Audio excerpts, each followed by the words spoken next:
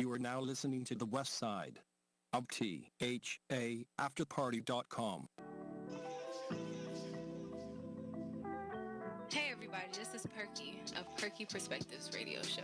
I want you to tune in with me every Sunday from 4 to 5 p.m.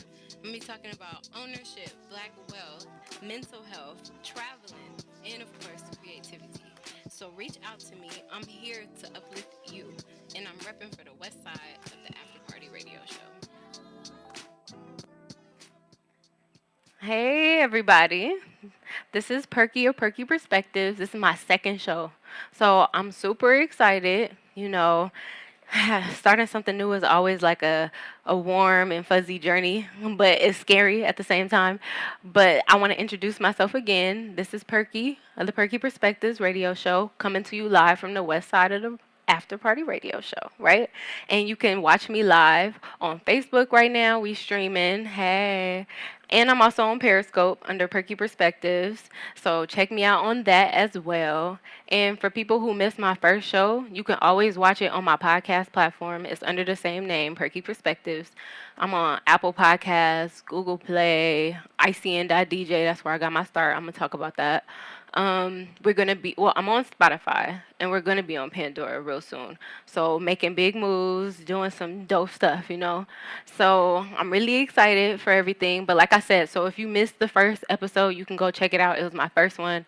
I had somebody on there with me, and I was able to like dish back and forth about finances, about, black stuff.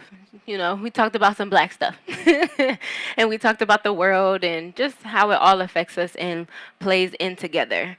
So for people who did not see that show, I'm going to just give a little bit more background on myself. Well, before I do that, go follow me on Instagram at PerkySexyCool, okay? Follow me. But yeah, so I've been doing podcasting since 2017. So it's not like something I just started yesterday. I have a little bit of time and I've been really owning on my craft. Like I've been going and I do MC gigs, I'll host, I'll do poetry. I'll also host my own meetups and things like that. So even outside of just recording, I was still always talking. That's just me. If you know me since I was little, blah, blah, blah, blah, blah. That's my thing. I like to talk. So I'm like, why not have a podcast? Why not have a radio show, right? And, it's funny because you walk into your destiny. And I know some people stumble. Let's get it straight. Some people, they didn't even know which way they was going. And then they look up on it and they doing what and they like, wow, this was amazing. How did I get here? But for me, I feel like I walked into my destiny. And what I mean by that is I was talking about it. I was talking about what I really wanted to do. I was expressing it. I was getting my mind together. And so even from 2015, I was like, I want to have a podcast. And that was before they were super popular. Like that was before Two Dope Queens got put on HBO and on the Apollo. They was at the Apollo with Oprah. I was like, dang, let's go. It's like we getting on the subway and you could see they big old poster plastered. Then right after that, the Joe Budden podcast is like in Times Square on all the little big screens and stuff like that. So I was like, okay, so podcasting is really the move. So I really wanted to make sure I was able to give it energy, but I be moving around. So the way I got it together was, one, I started talking to people, and people was telling me, yeah, let's get a show, let's do this and that. But then they was trying to tell me what I had permission to talk about. And I'm not really for that. I think ownership is key. You need to own your stuff. You need to be the one in control of it. And by having ownership, you got to own up to the things that you made mistakes on too. But at least your triumphs, are because of your work ethic. And don't get it wrong, you're going to have a team and you're going to have people that's going to help you make your dream come true. But as far as like just having control over your material, that's key. So I did not do anything with them, and that's why it took me a whole nother like year and a half in order to like really get it together. And so what happened was I was actually in New York. This is when I was still living out there, and I was with my friend D. Her Instagram is at Hi D, the and then D. So it's HIDEEXDEE. And she's a dope photographer. So go check her out. She's based in New York, but she passport ready. We just came back from London, so she passport ready. And you can always send for her, and she does like really dope photography. But anyways, I was together with her, and we were we wasn't dating. But I was with her, and we were at this club listening to one of her DJ friends, Ella Hustle. And while she was DJing, I just started talking like what I do, and I was speaking to somebody, and it was like, oh, what do you do, like what do you want to do or whatever. And I was like, yeah, I do social work, but I want to have my own podcast. And I was like, I've been thinking about it for a really long time. They asked me what I wanted to have my podcast on, and I was like, I want to do it about feminine hygiene and giving women the platform to talk about, the things that we go through as women and our health, and just how to keep everything together. And so he was like, oh, I have a podcast network. I can help you do this. And I was like, oh, look at me walking into my destiny. Like, and so then I started recording. I started recording like 4 brownstones up from where Biggie used to live. And I was like, okay, like the signs is just everywhere. Like, is this what I'm supposed to be doing? And so I started recording. Then I actually set on what I had recorded for like 2-3 months. Like I recorded in October or November, and then I didn't put it out until January. So I was like nervous. I was like, I don't know if I want to do it. I don't know how to do it. But then you just put it out there, and it just stuff started happening. And it's not like the hugest podcast out there. It's not 2 dope queens, but like you have to put consistency into what you're doing. You have to believe in it. You have to talk about it. Like you really do. You have to talk about it, because if you don't advertise for yourself, who else is going to do it? So I talked to everybody about it. People wanted me to do interviews with them all the time. And then I started to see my worth. I'm like, okay, I'm actually good at this. So let me like slow down and like get some structure around this, because people will bleed you dry. People will say, oh, yes, I want to interview. Oh, yes, I would love for you to do something live at my event. But then you edit it and you do all this stuff to make it the amazing thing that it is, and then they don't want to pay you. So it's like you got to set your standards. So that's what I started working on, being able to set that structure up, because it's like you have a talent, but don't let them bleed you. You don't want to be like Van Gogh and not really reap the benefits of your art until after you die. Like, he cut off his ear. He was going through mental health stuff, and nobody was there for him. Today's topic is mental health, by the way. But so I started to see my worth, started to clean it up, get it more together. And like honestly, I'm glad that I joined the network. Once again, it's ICN.DJ, and that's the Indie Creative Network. And I've been rocking with them, even from such a far distance. Like they still make sure that we getting taken care of. That's why I'm about to be on Pandora real soon. So things are still moving and shaking, everybody. So I say all that to say that if you have any music, you have any art, you have a book or anything like that, a talent that you want to put on a platform, feel free to reach out to me, because you can always call in. And the number is 213-270-1969. So you can call in, we can chat, and like you can really dish on your talent. Like, let me uplift you. Let me help you to push out there, because like I said, you have to talk about it. You have to be the one that advertise for yourself, right? And so now I'm in California, and I'm with the After Party Radio Show on the West Side, right? We doing it. Well, and so again, if you do want to have something on the show, but you don't want to call in, maybe you shy, and maybe that's why you write books and you want me to just read an excerpt or something out of your book, you can email me at perkyperspectivespod@gmail.com.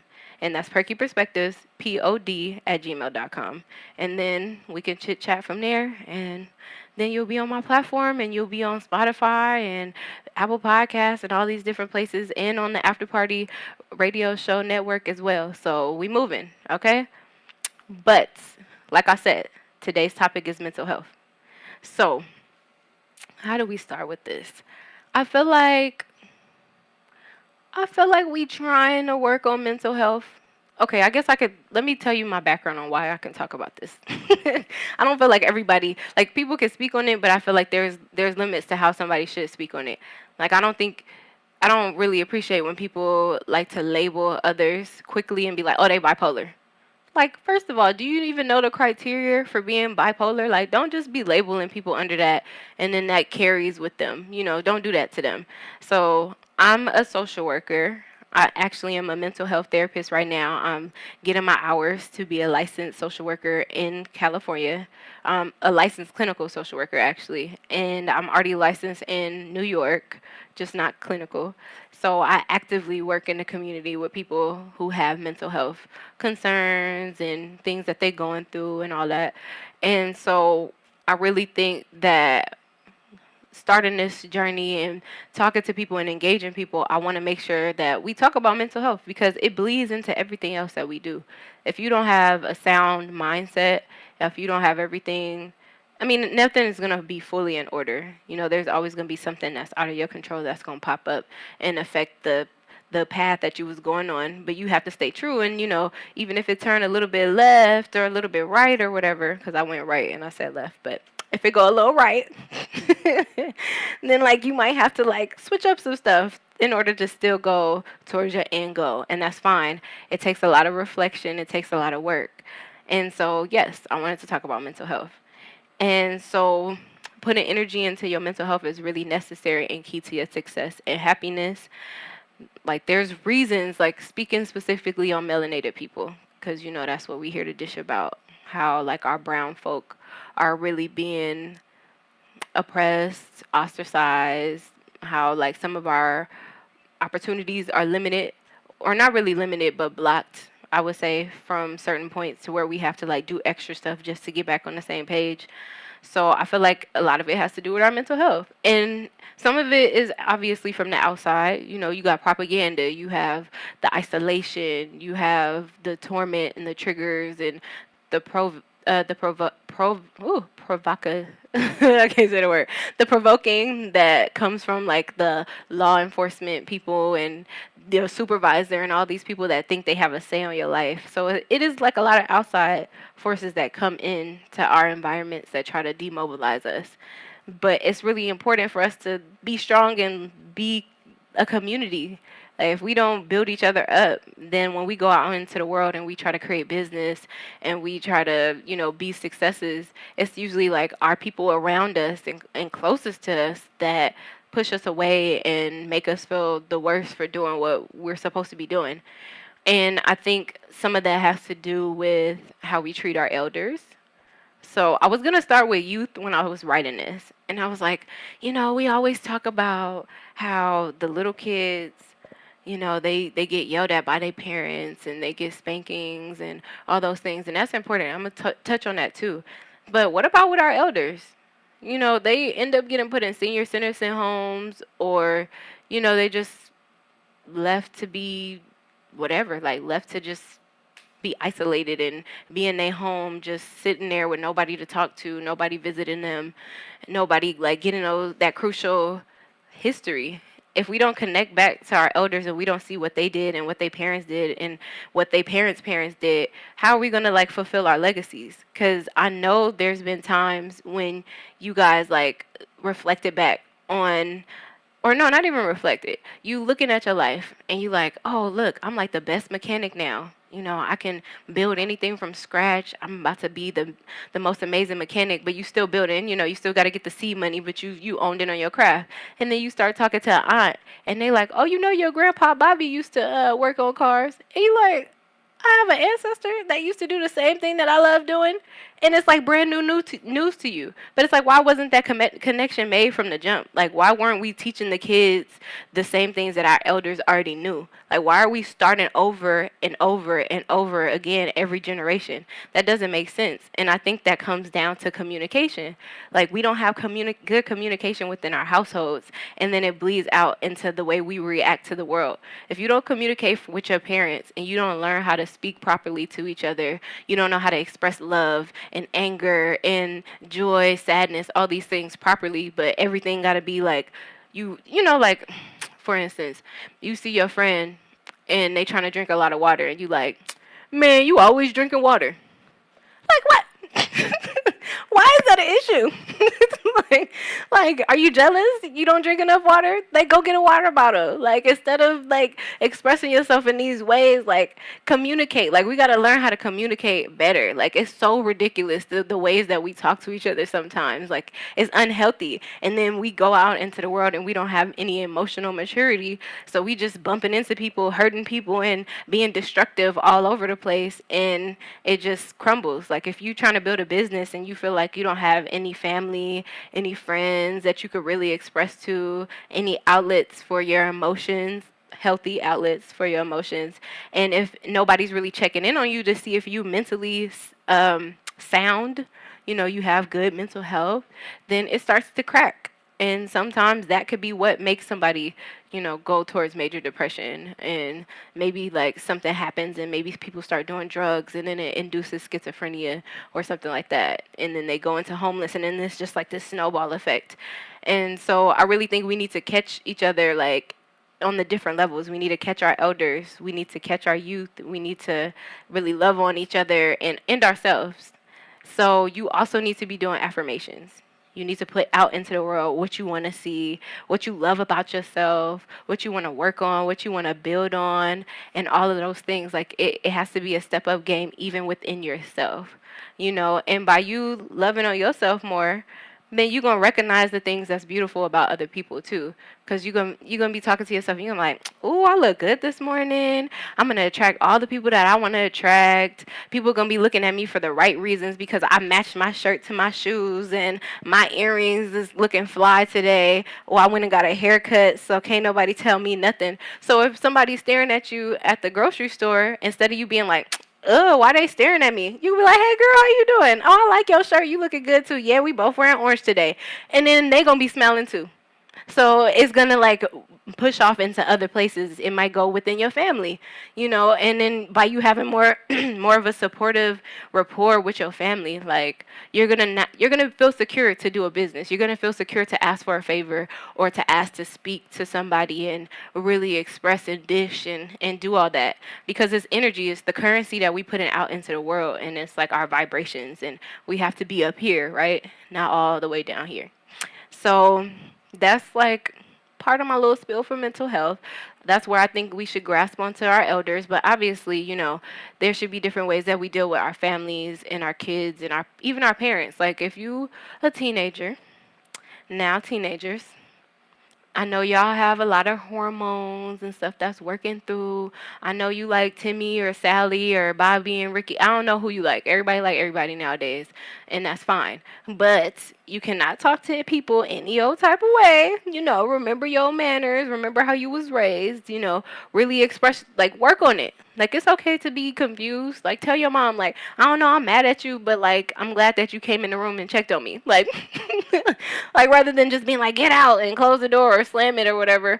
Like, just tell them what you're feeling. Like, it will make you feel better. Trust me. Like, it's really hard. Like, I'm one of those people. I'm a selective mute.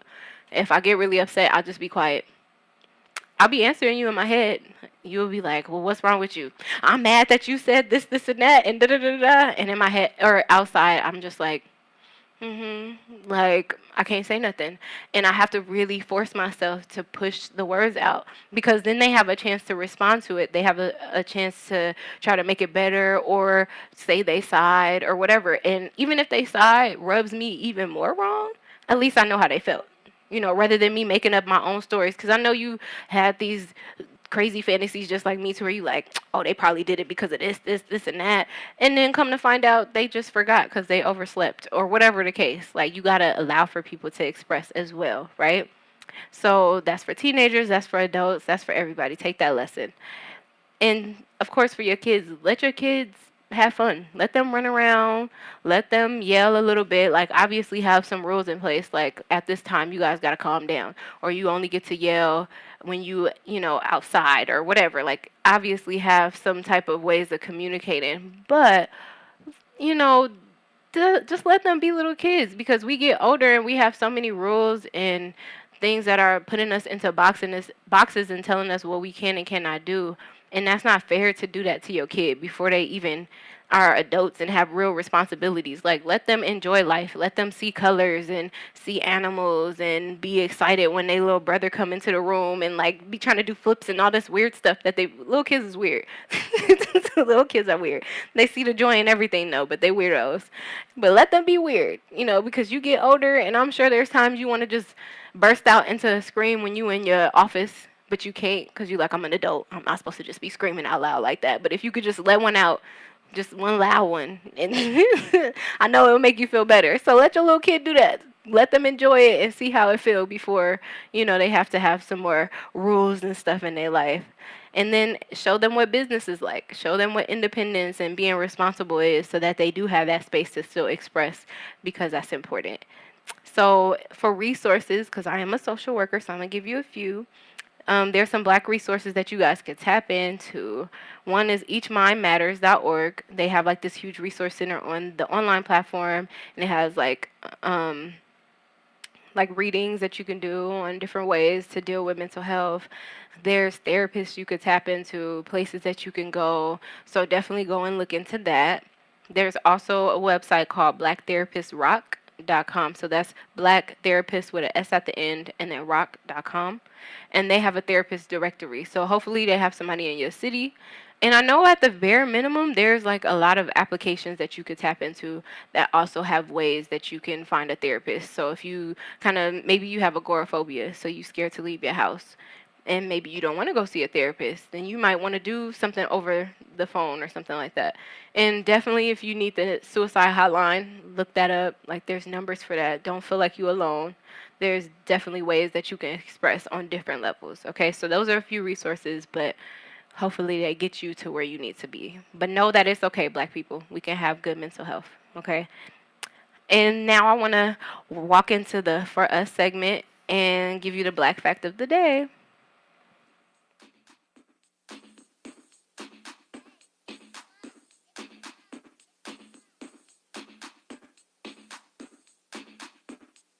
Perky Perspectives.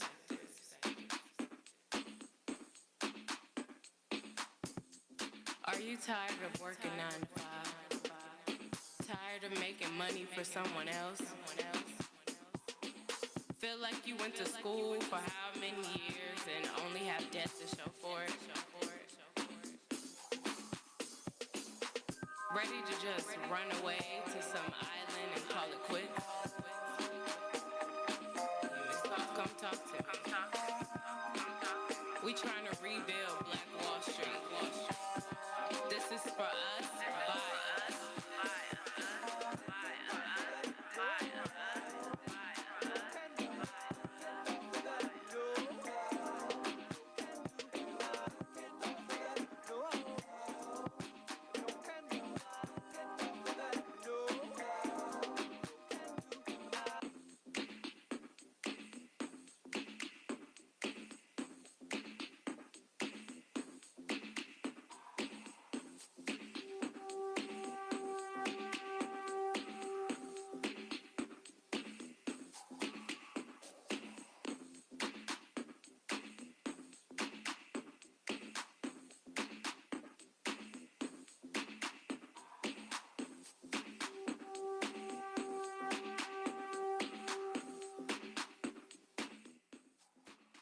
Okay, so today's Black fact of the day is going to be George Washington Murray. So his birthday was September 22nd, 1853, and he was born in Sumter County, South Carolina. So I decided to pick somebody that was born a long time ago. Well, it feels like a long time ago, but to other people, what is like the generation before my grandma? Yeah, basically. So it's only like 3 generations removed from me. So it's actually not that long ago. Time go by like that. Shoot, it's been 10 years since I've been out of high school. Anyways, so the Black fact of the day is George Washington Murray. He was born in 1853 on today. And he was a phenomenal person. He was a landowner, a congressman, an inventor, a lecturer, and a writer. He was born to parents that were wrongfully enslaved in he also was enslaved himself until the age of 13. He self-taught himself how to read and write, And at 18, he decided to attend a nearby school. And he was so smart that they asked him to be teacher. It's like, how am I going to go to school so I can learn? And y'all want me to teach everybody else. So he was probably feeling a little stunted. So not too long after that, in 1874, he attended the University of South Carolina. And this was while the Reconstruction era was happening. So although it at one point was an all-white school, they had opened it up for a little bit to allow for melanated folks to come. And I don't know if you guys know anything about Reconstruction, or the Reconstruction era, but it followed the enslavement period. And basically, like, we had about, I think it was, I want to say 16% African Americans in politics. We had a vast majority of businessmen, businesswomen. We had people going to school, and this was like both males and females. Like, they was doing really big things, having ownership, property ownership, building cities. They started dressing to the nines, all dapper down and like super classy, doing their own thing. Like, minding their business. You know what I mean? Like, they was just like, okay, like, we did the enslavement thing, we was able to get out, and now we want to do our own thing. We don't need to be by y'all. And the only ways that we had to intermingle, because during that time we weren't creating schools and stuff like that because we was enslaved, or we was trying to escape up to Canada or somewhere else. So when we wanted to attend school, we had to attend their schools. So they opened it up for a little bit during the Reconstruction era, and he was even awarded a state scholarship, but he wasn't able to finish after his sophomore year because segregation began. And this is what I'm talking about. Like, we finally get stuff popping, and then they want to cut us off again, and then be like, y'all was moving. How y'all become successful so fast? No, no, no, no, no. We're going to make y'all some sort of, like, impoverished, and they found different ways to enslave people. They did that indentured slave type thing is that the thing? No, sharecropping. That's what I was trying to talk about, where they basically said they own half your land and you have to pay for stuff. Look it up. Reconstruction, that was a dope time, but like immediately after, like, stuff went so far down, like as far as just the energy in the air. So he had to, remove himself from school only after his second year. And so he spent a little bit of time there, but decided that he wanted to still do the school teaching thing.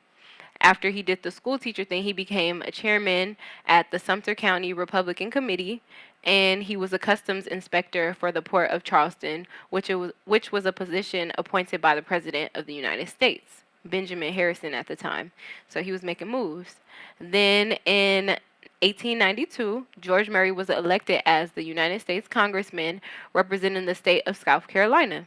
In this position, he frequently spoke from the floor of the House, describing the plight of our citizens, us melanated folk, and imploring his fellow congressmen to protect those citizens' rights.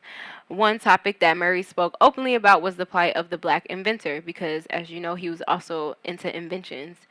And in that day and age, most whites were unaware of how many blacks had enjoyed inventing useful devices. And even though they were benefiting off of them, they didn't like to give them the credit or really like push, who the people behind the inventions were up to a higher level. So he got to really talk about that in his congressional position. And while serving in his second term, he secured patents for 8 inventions, including cultivating and fertilizing equipment and a cotton chopper. So he was doing a lot of stuff. After serving 2 terms in Congress, Murray became a real estate speculator and moved to Chicago in 1905. And then about 20 years later, he died in April and was buried in Illinois. I don't know why I pronounced the S like that. So he did a lot of things. So now you know of another George Washington. We got George Washington Carver, and we got George Washington Murray. So happy belated birthday to him. Well, not belated. I guess today is the day, but he passed away. So happy birthday. Rest in peace. Thank you for your inventions. And so I want to move now to the news segment. It's been a lot of stuff going on, y'all. It's all I keep seeing on my internet browser is Tekashi 6ix9ine snitching on everybody. And I'm glad I went and I listened to the audio, because initially my response to him snitching was going to be so different. At first I was talking to my friend and I'm like, I'm tired of the culture always saying that people can't snitch. Like, not saying that I think it's okay to snitch, but just saying, like, I don't think I would be okay with going to jail for 40 plus years for something I didn't do. So I'm not saying I'm gonna snitch on everybody, but I might be like, look in this direction. But I listened to his audio and he told on everybody. He had the street names, he had the block, the color the person was wearing the day that they did it. He was talking about what's the guy named Shotty? And he was saying, oh, he used to come and order peanuts and some sort of sandwich with a little Arizona or something. I was like, dang, he remembered a man meal? Like, why he putting why he putting all the business out there? And then nobody asked you to do all that, Takashi. Like, so I didn't really understand that. So then I'm listening, I'm just like, he pointing fingers. He like, oh yeah, the guy in the gray. Yep, right there. No, move aside, sir. Yes, him right there. That's the person I'm talking about. Nobody asked you to do all that either. And then you find out that it didn't take him no time to agree to snitch. He did it the next day after they got arrested. I was like, you didn't even sit on it. It was like he was already ready. Like, that make me think that they was already talking to him before he got caught up. Because, like, I be watching a lot of them little crime shows. So this is what I think is what happened. So they was calling him all the time, and they was just like, where the drop gonna be? What's this? What's that? Like, it was probably like an undercover cop, like, acting like he was a dirty guy, and, like, got Takashi to, like, participate in all this stuff, and then basically caught him up and was like, we've been watching you for X amount of time, so you better tell us everything you know, because I already been talking to you. And he was like, he slept on it and was like, all right, I'll do that. Because it was the next day. Like, you didn't even really think about it. Like, you must have had a lot of dreams about all the rapes that you was going to experience in jail or something. Like, I don't know what happened, but yeah. Like, that had to have been it. Like, I wouldn't want to go to jail for that long either, but he did it. Like, he also was saying all the stuff that he did. He was like racketeering and selling drugs and they broke down the lyrics in his song, and he was like, oh yeah, what a blicky mean a gun, this mean that, and oh, we throw up the sign like this, and then they drew it out. So I'm sorry, but everybody in Treyway, it seemed like y'all about to go down with him. So I think this go back to, we can't just let everybody up in our culture, in our stuff. Like, although I do not uplift gangs, don't get me wrong, I wish it was like how it was originally, where we were around just to protect our neighborhoods and not actually killing the people in our neighborhoods. That don't make sense to me. Like, a lot of hoods be like around the corner from the other one. So it's like, that's really your family. Like, how many people, family members, live in like the same area, but like up the street, down the block, or whatever? Like, that's your family. But anyways, so I really think that like gangs are not the best situation, anyways. But why are you letting these outsiders in? Because he making money? Like, you can't uplift somebody in your community and y'all make money. You can't do something yourself. And then when somebody is disloyal, whatever that means, like, if you're not from my community, how are you gonna be loyal to me? But you let somebody in and then they become disloyal and now you hurt because they pointing fingers. That doesn't make sense.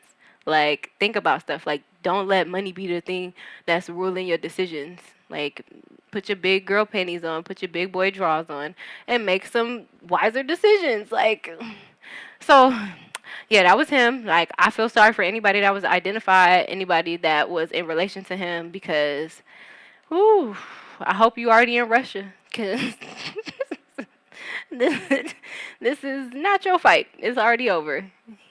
I don't know who won, but it was not you.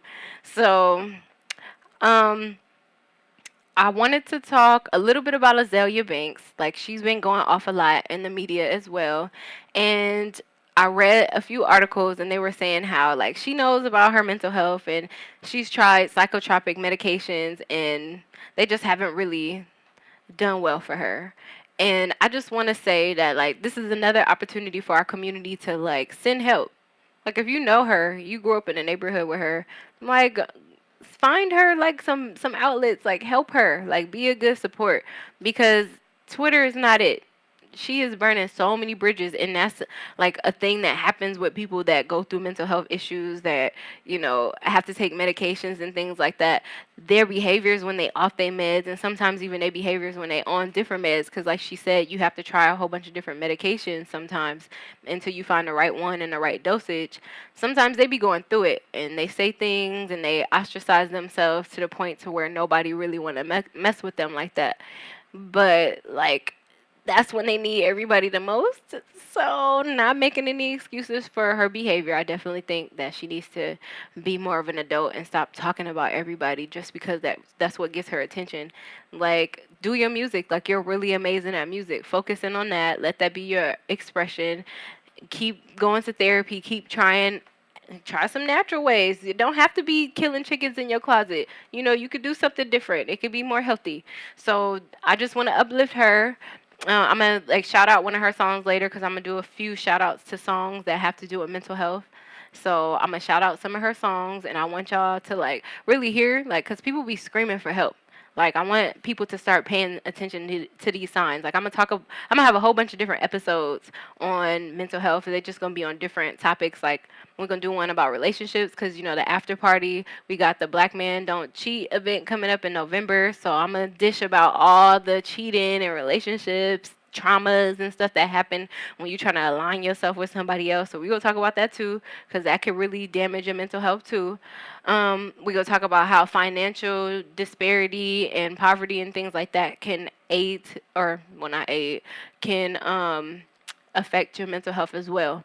So yeah, so shout out to Azalea Banks. Hope you start to get the help that you need, sis, and stop talking about everybody. Okay? And so now I want to move into the love period part of the episode. Love, period. I hate that people don't respect personal space. So like, it's mainly niggas. Let me just be real. Niggas is the most frustrating shit when you be on your period. Everything about them be frustrating.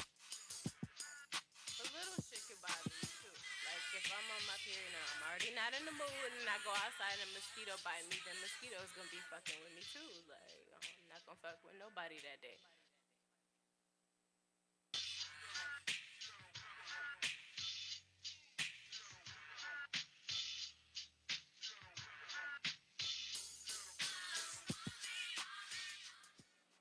Okay, hey everybody. So, love period. So, once again, when I very first started doing podcasting, I started doing the love period podcast, and that's about feminine hygiene, about our health, what's going on in regards to like what we have access to, how to stay healthy, anything that's news related to that part of our lives, ladies, right?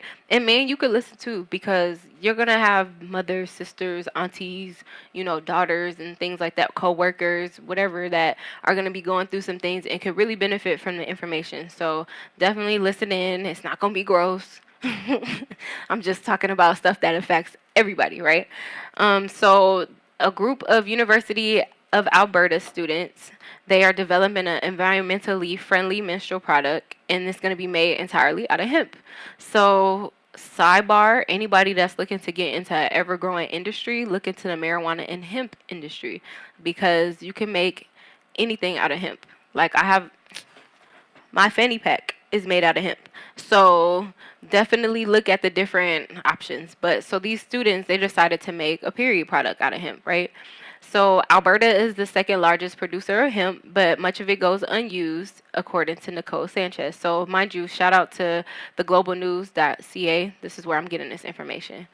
And so most of the hemp products they go and use, because I guess the way that they make everything, it's a lot of stuff that's labeled as being usable, and then some stuff are that they say are disposable, and it'll just be put out into the earth and biodegrade back into the earth. But these students are saying, why don't we use every part of the hemp? And so they decided to take the excess hemp material and create this product called Hemp Pact, which is a single-use and disposable menstrual pad made out of hemp fiber and is sandwiched between bioplastic. They were saying how women, we go through our periods for about 38 years, which is It varies for different people. Some people have early menopause, some people have it a little bit later, but on average, it's about 38 years, right?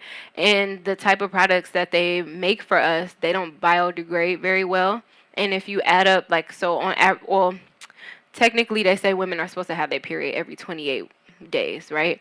So that means basically once a month a lady is going through this time of her life and she's using these things that don't biodegrade, so that ends up having 300 pounds of waste per person, which can take between 800 to 1,000 years to biodegrade. So this is why I'm saying it affects everybody, because if we putting out all these things into the earth that's not able to break down, it's causing waste, and it's causing for things to be emitted into our atmospheres, into our soils, into our food that we don't really want to be consuming, right? So they was like, why don't we make a product that will biodegrade back into the earth after we use it for the natural ways that we're using it, which is our menstruation. And so they did that. They're still working on it. They're still testing it, but they expect for it to be released in early 2020. So my thoughts on that is that it's amazing. Like, I think it's really hard to find products that are fully natural for you. Like, I started to learn while I started going on this love period journey that a lot of women they experience fibroids, they experience heavy, like really heavy and painful periods and period cramps. A lot of women have to take work off, and they have to, be stuck in bed for a really long time, like 5 days. Sometimes women have it for a little bit longer than 5 days, and they just bedridden. And can you imagine every month being stuck in your bed for almost a week? Like, that doesn't make sense. And then you find out that the reason why some of these women are dealing with this is because they're putting chemicals in our pads that make you have longer periods, that make you have heavier periods, so that you have to buy more product. Like, when you really start to realize that this country is built off of capitalism, which means that everything that like is popular is based off of how many dollars they can make off of it, then you gonna be like, man, I'm not about to just put my money towards something that's gonna give me cancer or something like that later on down the line, just to make Always or whatever other popular products out there some extra dollars. Because you see that they have a lot of lawsuits. So hemp pact is going to be a really good move. Now, I don't really know what bioplastic is. I definitely want to look that up. I feel like I've seen it a few times, and I want to know in what way they're using it. So I definitely would like to see it. I would like to read their studies and see how people reacted to it, because there's I think it's Sister Afua is her name, but I don't want to quote her incorrectly. She says that we're only supposed to have a period for like a day, sometimes 3 days. So what a vast difference. Like, they say you're supposed to have it from 3 to 5 days. What if you only had your period for a day? And what if it was just as simple as you changing your pad? I would do it. So, I mean, I only have mine every 3 months, so I'm different from y'all anyways. But I definitely would like to have that one every 3 months only be a day. Like, shoot, make it 2 hours. I'm good. I had stuff to do anyways. I like these underwears. Like, I hate when stuff just start out of nowhere and then you ruin your favorite panties. Like, I thought I had a date tonight. But but anyway, so shout out to the students at what was the name of the school? Alberta, the University of Alberta. So now we're gonna step into the last segment, which is the Golden Keys segment.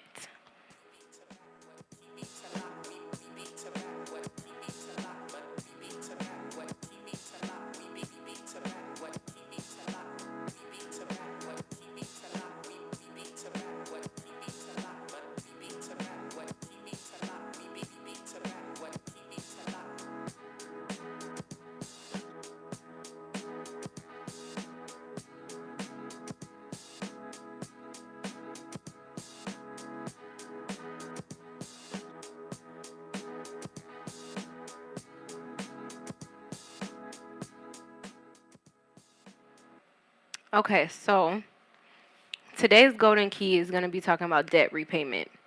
I figured, like, we talked about a lot of ways to make passive income on the first episode, and I think that's really amazing to know the different ways that you can make money.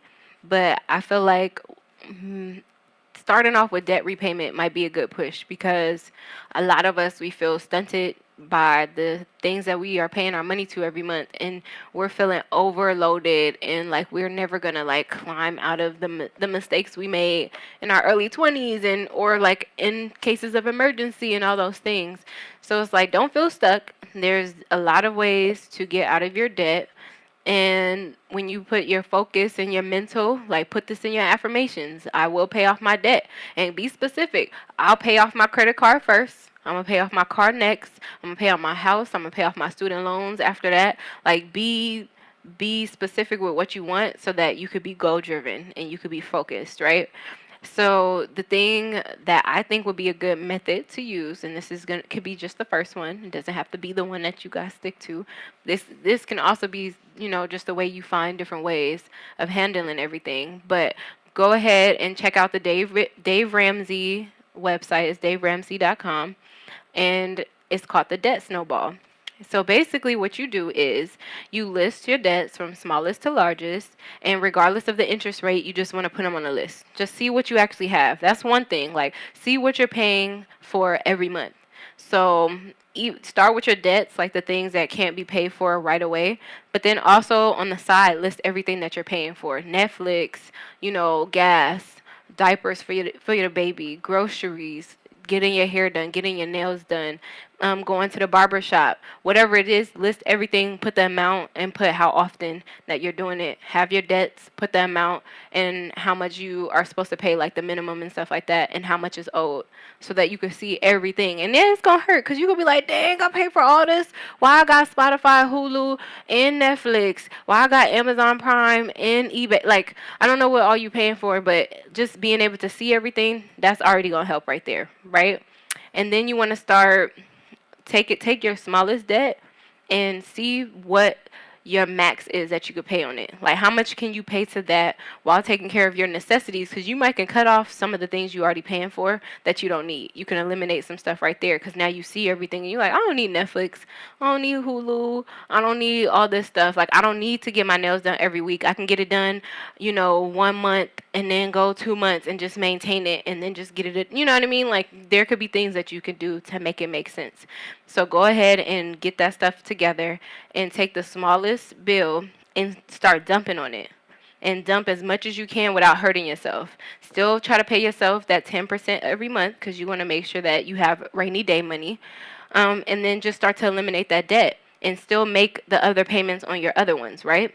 And then once you eliminate that debt, because you've been dumping on it, if it's $300 or whatever amount that you were putting towards that one, take that same amount and put it towards the next smallest debt. And then you're dumping, say it's your car note, and you pay $300 for your car note, and then you was just putting $300 towards the other debt. Now it's $600 that's going towards that every month. So you're going to pay that off quicker, and then do it with the next one. And you just going to keep doing that until you like snowball it. And if it's a bigger bill, like a house mortgage or something, there might be like some different ways that you attack it, but that's essentially the plan. Like, you should be able to eliminate your debt between 2 to 3 years. I got that from the Why I'm Broke book. They told me that I was broke because, no, I'm just kidding. So go ahead and try that. I'm actually actively working on it now. I have student debt. I moved out here from New York. I didn't have a car, so I have like a slight car payment. So trust me, like, I'm going through it with y'all. Like, I just got my nails done after like 4 months of not getting my nails done. They were starting to look raggedy, okay? So I have to do it. But I ain't going to do it again for a minute. I give myself a budget. Like, I got my hair cut. This can go every 2 weeks, 3 weeks. I'm still cute. So go ahead, make some, not sacrifices, but some adjustments. That's what we're going to call it, because a sacrifice makes it feel like it's a loss. But you might be trying to buy a business. So it's like, eliminate your debts. And then once you eliminate that debt, you have that amount of money that you can be putting into an investment account so that you can open up that business that you want to. You could be putting money into a pot, or you already were. Like, maybe one of those debts, that payment, you just started to put some of it, like 20% or something, into a pot so you could start a business. Like, that's when you can get and have some fun with it. So definitely be strategic, but those are the golden keys for today, okay? The debt snowball, so you can look that up. And so I have a few minutes left, so I want to say thank you for everybody that joined in. Once again, like I didn't get any calls this time, but that's okay. Y'all getting used to me. Y'all want to know what I'm talking about. I talk a lot. Y'all can call. Like trust me. Like this stuff could be. I could do it in a podcast like midweek. You know, it don't all have to be on a Sunday. But you can always call at 213-270-1969. Okay, and my Instagram is Perky Sexy Cool. My Twitter, which I have been neglecting, is Tony Tone. So that's TONI_TONY. You can listen to a repeat of this episode on Spotify, soon come Pandora, Apple Podcasts, Google Play, ICN.DJ, and Radio Public. And very soon, because my website is under construction, theperksofwellness.org. Um, so to oh, and shout out to the After Party Radio Show. Like, like thank you for giving me this platform. Thank you for allowing me to dish to everybody. Go like their page on Facebook, Twitter, IG. It's the After Party.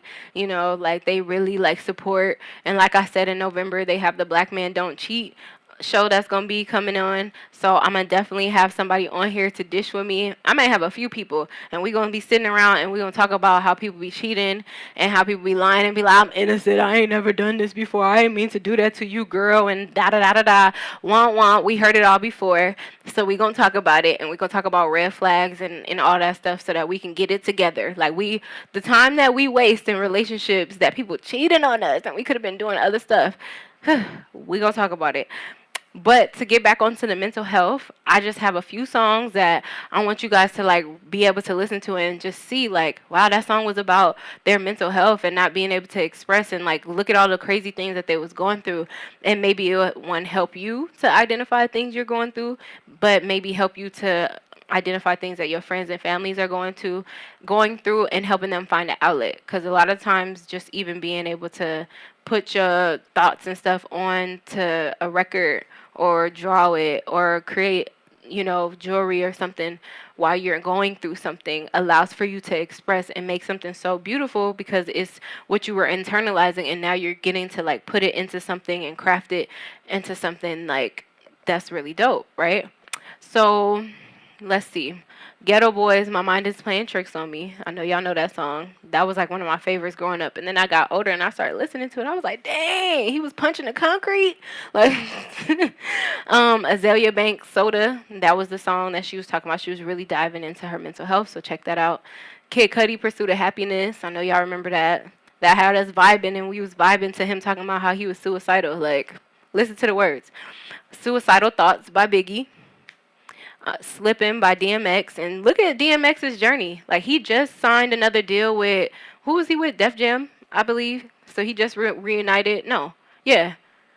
Don't let me lie, but yes, I believe that's the name of the the group that he just reunited with, and he's about to be making music again. But he's been through a lot. So let's uplift him.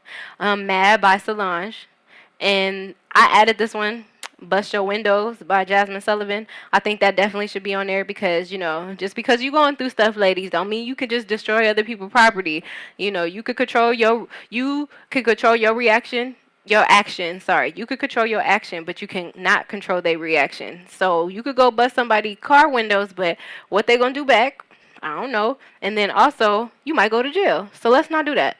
But anyways, go vibe out to some good music, and thank you for joining me on the Perky Perspectives radio show, and shout out to the West Side of the After Party Radio Show.